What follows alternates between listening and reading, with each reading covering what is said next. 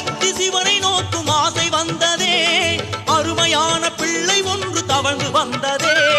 ஓம் கணபதி ஓம் கணபதி ஓம் கணபதி ஓம் ஓ. பிள்ளையார் பிள்ளையார் பேர் சொல்லும் பிள்ளையார், பிள்ளையார் பிள்ளையார் யார் அவரை வெல்லுவார்?